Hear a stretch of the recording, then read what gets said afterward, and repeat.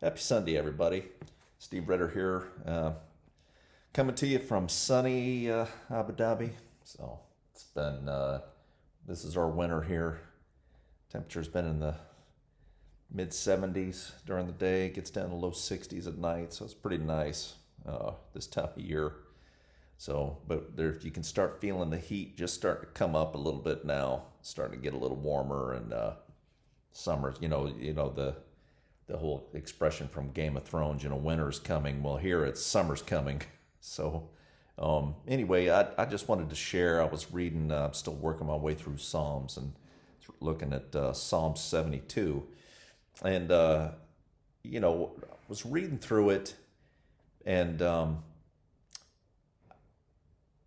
when I first kind of read through it, and I was thinking, and I was like, I really liked the chapter Psalm 72, and the last part of the chapter, it says that it's this includes the prayers of David, son of Jesse, but I was reading through all of this, and I'm looking at it going, well, obviously he's talking about Jesus down the road, the Son of God. I mean, that's kind of the um, dual meaning of the verses he's talking about, and I was reading through it some more and looking at some other commentary and all, and I realized he's talking about Solomon, and this is his prayer as a father at the end of his life, and he's about to hand the rule over to Solomon, and he's praying that God would bless Solomon, his son's rule, and all the different things that a good king would do. It's just the lessons in leadership and what a leader should be, and I really like it. And of course, I love verses 12 through 14. For he will deliver the needy who cry out, the afflicted who have no one to help. He will take pity on the weak and the needy and save the needy from death. He will rescue them from oppression and violence, for precious is their blood in his sight.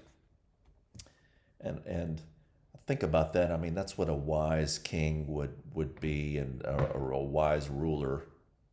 And I was thinking, terrible movie, but the movie that came out in the early 80s, Mel Brooks, History of the World, Part 1.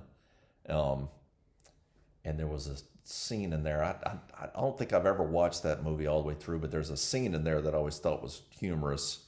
The front, but right before the French Revolution, Louis the 16th, and guy comes up and says, here's an example of a bad king, but he's like, sir, the people are revolting, and he's like, you're right, they stink on ice.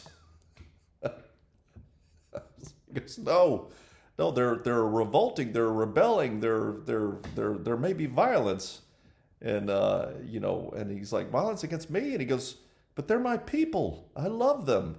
And then he goes, pull, and he's standing there with he's shooting, trap shooting, and you hear this, and you see this peasant go flying through the air, and he shoots at him, and that would be the opposite of a good king. I think about that, and I think about the love that a good king has for his people, and how we should be as Christians as well.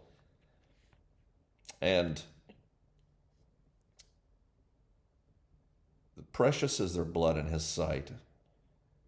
That all people are important to you, and they're important, that you love them that much and would care for them. I just think that's just great. And then I think about this, and I think about, well, this is what God would say of his son and what he did, and that how precious our blood was in his sight, that he would send his son. So great verse, lots of meaning and lots of layers to this particular chapter, both spiritually and practically. And as a father too, I think about how much I want my own sons to and my own children to do better than I did. I think that was David's prayer for Solomon. So I hope this was a blessing for you, and I hope you have a great Sunday, and we'll see you next time.